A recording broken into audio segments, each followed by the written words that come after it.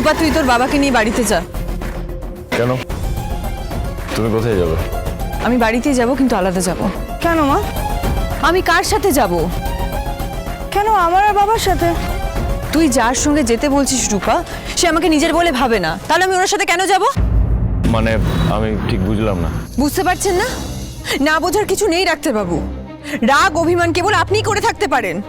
আপনি নিজের থেকে আমাকে আলাদা করে দিয়েছেন। আপনি সবার সামনে বলেছেন আমার রোজগার করা পয়সা খাবেন না, বাড়ির সবাই সেটা বলেছে। আর তার জন্য আপনি কি করছেন? নিজের থেকে কম যোগ্য জায়গায় অপমানিত হয়ে কাজ করছেন।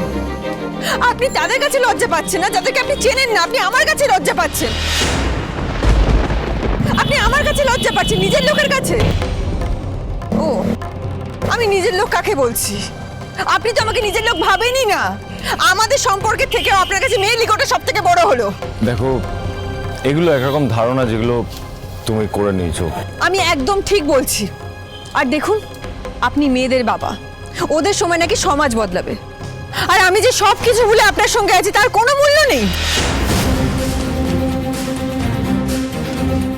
এই কি স্বামী স্ত্রীর মধ্যে কথা চলছে, আপনারা স্বামী স্ত্রীর প্রাইভেট কথা শুনতে স্বামী স্ত্রীকে দাঁড়িয়ে পড়লেন, আবার হাসছেন।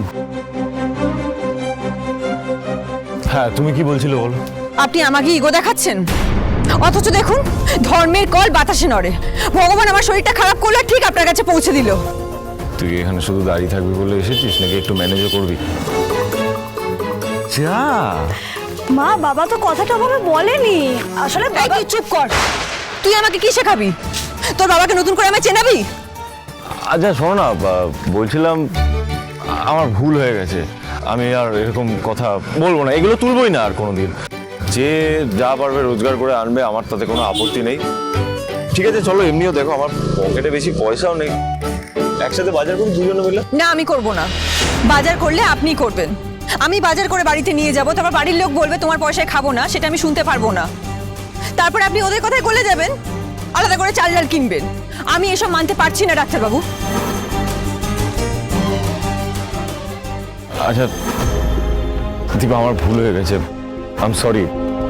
আমার ক্ষমা করে দাও, আমি কান ধরছি। এভাবে বোধহয় হবে না।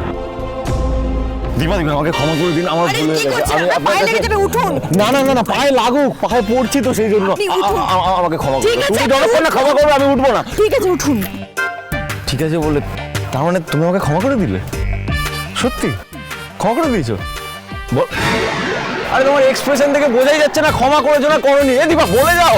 মা, বাবা, বাহ, আমাকেই একা রেখে চলে গেল। এবার তো দেখছি আমাকেই একা একা ফিরতে হবে। রাই, রাই, রাই, তোমার সাথে আমার কথা আছে, খুব দরকারি কথা। কৃষ্ণ, আমি তোমার কোনো কথা শুনতে চাই না। আচ্ছা, তুমি এখানে এলে কি করে বলো তো? তুমি কি আমাকে স্টক করছো? রাই, তুমি আমার কথাটা একবার শোনো। না না না কৃষ্ণ, প্লিজ। তুমি জানো না, আজকে আমি মা বাবাকে আবার অনেকদিন পর সেই ছোট্টবেলার মতো দেখেছি। ওদের প্রেম আবার তেমন করে দেখতে পেয়েছি। প্লিজ, আমি আমার জন্য সবকিছু নষ্ট হয়ে যেতে দেবো না কৃষ্ণ।